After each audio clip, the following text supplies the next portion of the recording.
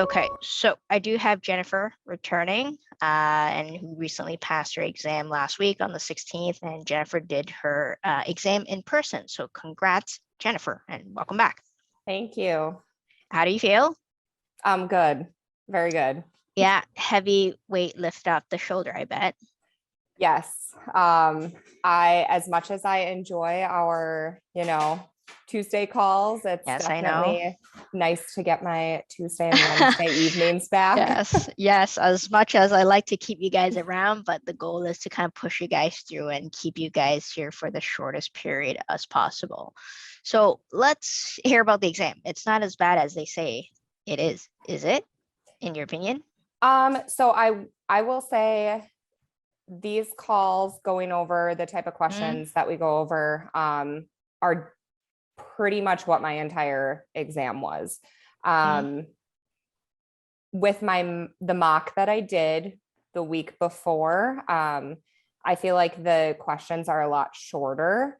I felt like pretty much every single question I had for my exam was at least 3 or 4 sentences long.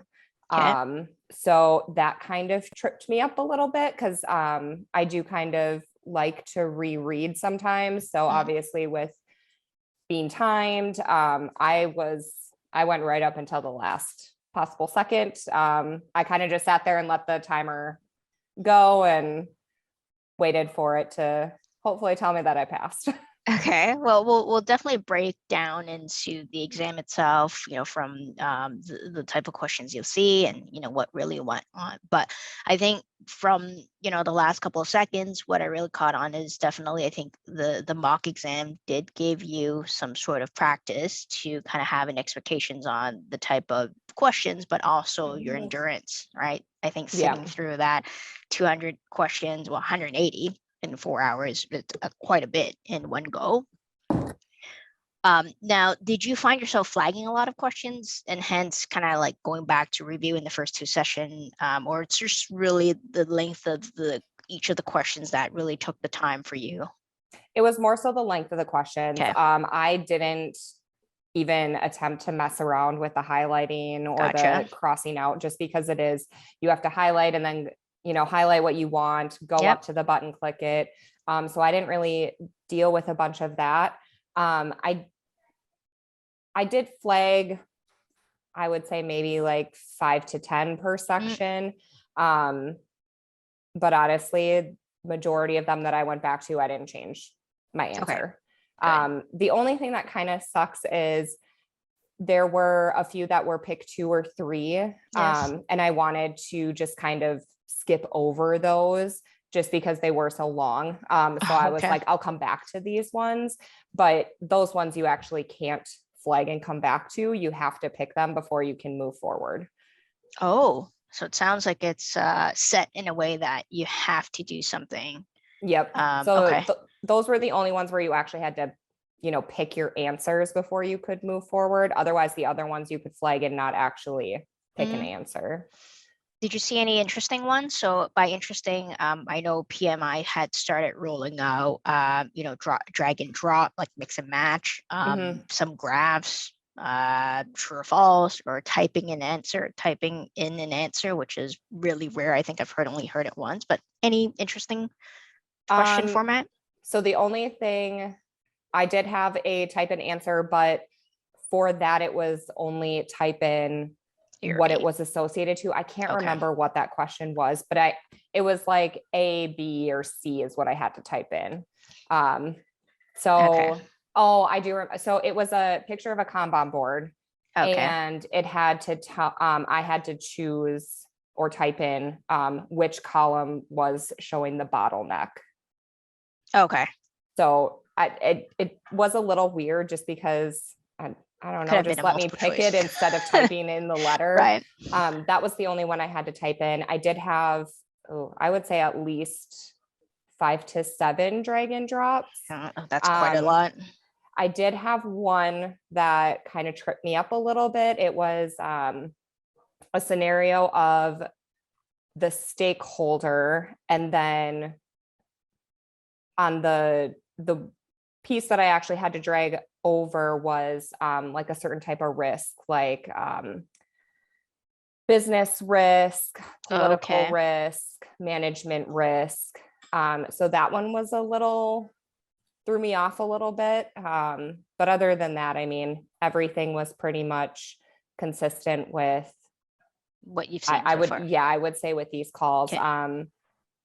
I know I was very nervous about all the IDOs. Yes, I I remember. had barely any. Yes. So I I think, kind of told you there wouldn't be any. I mean, they'll yeah, associate some sort of situational questions. They wouldn't really ask you the type of IDOs, but it's good to know, right? Like, I think it's good to know what's the main output from a process group and how that kind of relates to the following one and why it's important. I think it's important to know that. But studying for the IDO has always been a big fear for a lot of people because there's just so many of them. yeah, I would say more so for the waterfall stuff. I had a lot of questions. Actually, I would say almost all of my questions were either with the planning or executing Okay. phase.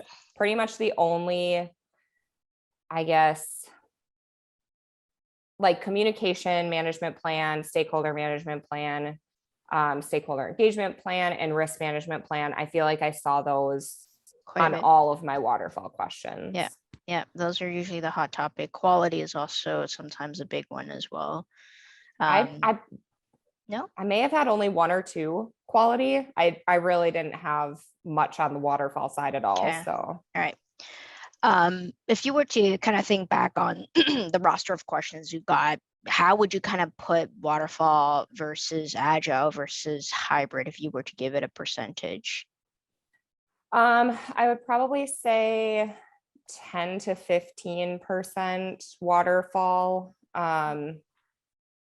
Probably another maybe like 20% agile and the rest were hybrid. I Okay. feel like majority of my questions were a hybrid. Yeah, no, I do feel I was just talking to Bart earlier about, questions breakdown. Sure, PMI always has been promoting. It's 50% waterfall, 50% agile.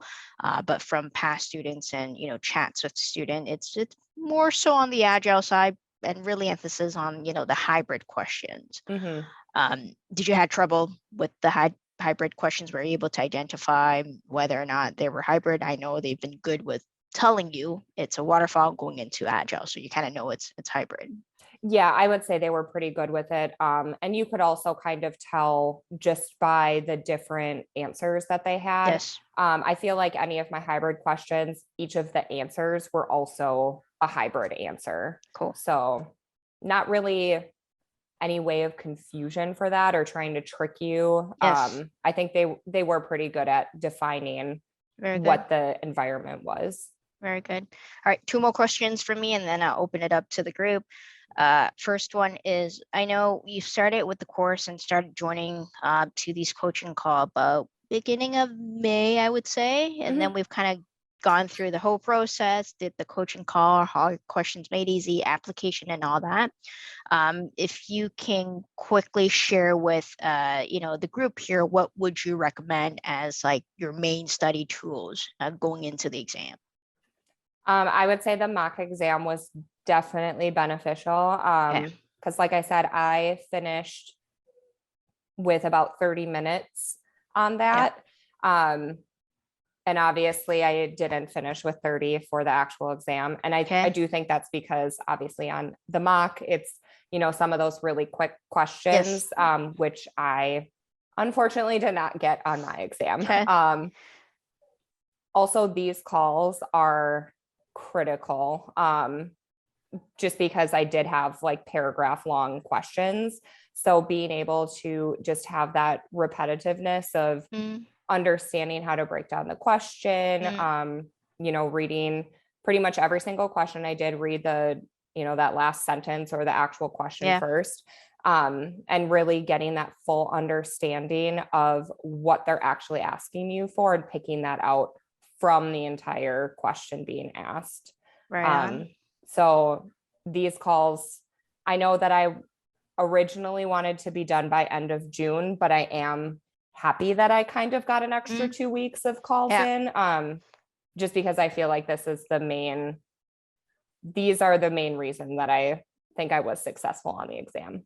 All right, appreciate that. I'm glad that, that really helped. And I think you also get a lot of advantage coming to these calls, right? You get to hear what other folks are going through and what other folks are, sharing their advice on, and etc. Okay, cool. Final question for myself, and I'll open it up to the group. If you were to give one piece of advice, whether it be mental state or whatever it is, for someone that's about to go into their PMP exam tomorrow, what would that piece of advice be? So definitely, I think just kind of go in with the expectation that you really understand how to approach the questions. I think that is a main reason leading up to my success. And again, the memorization, it's not beneficial. And don't focus on the iddos. Okay. I focused on I focused on that for a while, and it was, something I put a lot of emphasis on, and I definitely didn't need to. So. Okay, well, it's always good. Did you get the chance to use a scratch pad when they provided that to you, the little whiteboard or nope, sheet? I had zero reason, because of course I was ready for EVM, and I only got one EVM question, and it was, this is what the SPI is, this is what my CPI is, what is the scenario? Right. Okay, so interpretation of those values, what's going on, what's your health status of the project? Yep. So that was my only EVM question. And yeah, I mean, other than that, I had zero reason to use the scratch pad. Very well. Okay. All right. Thank you for that. Let me open it up to the floor for questions from the group for Jennifer. I got one. Sure. First off, congratulations, Jennifer. Good Thank work. you. I find for myself, when I've taken exams in the past, like there's always there's one block of questions that I'm fairly confident I got right. There's another block of questions that I'm like, yeah, I feel not bad about that. And then there's always like a handful of questions I'm like, did I even read the book? How is that sort of like, was there anything that you saw in the exam that you're like, where was that covered? I would say 98% was stuff that we've definitely covered, situations that I understood. Everything was very, straight up scenario based, but it was very much, I think how they break it down is people, process, business. I believe those are the three. So it was putting yourself as the PM and what you would do in the situation. The only question that really threw me off was that one I had mentioned earlier, where it was like a stakeholder analysis or that specific person, how they would react, and you had to drag over that certain risk. That one just kind of threw me off a little bit, because like I said, it was management risk. I think it was a communication risk, political risk. There were two other ones too. And I was like, I think that was one of them I wanted to move on with, because I felt like I just spent a lot of time rereading everything to line them up. But again, those are literally 1 point, even though there's 5 things that you're matching. So I think if I had to redo it, I wouldn't focus as much time as I did on those, because I think that kind of added to my stress of the clock. Good, thanks. That is a great question, because I think I've gone through something similar as well. Is, oftentimes there's left field questions thrown at you, and how do you react, right? Do you try to spend time figuring out, pick your best to pick it, flag it, move on, or, what's your strategy? I think it's also important to know not to let that kind of throw you off, because once you kind of get to a difficult question, you still have so many more to go. Don't let that be your baggage for the next question, because then, that's going to affect your overall time. And one of the things I've mentioned to Jennifer when we've chatted last week was, well, the important thing is to push through the number of questions you can get, as many of them. It's best to pick a selection rather than skipping over and not finishing a chunk of question, because I think that's more harmful to you when it comes to passing the exam. Although we don't know how PMI scores the question, whether it's 1-for-1 or the question is weighted, it is always best to touch upon as many questions as you can and not leave a whole chunk unanswered. Great, thank you for that. Any questions from the rest of the folks? Okay, great, lovely. Jennifer, it's been wonderful working with you. I'm just drafting a quick email over here. I'm going to send you some information on the PDU credits that you need to collect over the next 3 years. Okay. So in order to maintain your PMP, you do have to collect a total of 60 PDU credits over the next 3 years. There's different categories of PDUs you need to collect, whether it be from like giving back to the community or like education purposes, etc. So I'll send you that information. Just make sure you definitely work on those credit, because the last thing you'll want to see is redoing this PMP at the end of the 3 year. Right. So I actually did want to ask you, so yes. It showed for a very brief moment that I was 100% completed on my coursework, yes. But for some reason I had to log out and log back in. And ever since then, it's only showed that I'm 83% completed on my dashboard, but my course is obviously done. So I don't know if that's something that you can look into, or if I should reach out to support or Scott. It is definitely support. I'm just looking at your course progress. It does show 100% on my side, but there's 2-section EBM ADZ success blueprint. That's not really part of the course. That's shown 0. But I'll reach out to Scott and support for you in order for you to download that particular letter, because I'm also having issues with the website. Like my list of students is not coming up. So I'm pretty sure the development team is doing some sort of upgrade on the website and something has changed or something like that. Okay. And yes, the PDU stuff. If you're a PMI member, you should have free access to projectmanagement.com, which gives you a ton of like on-demand PDU credit. So at no point you need to pay for PDU credits unless you're at like the last hour and you need to find like 50 PDU credits somewhere. Okay. So take advantage of that membership.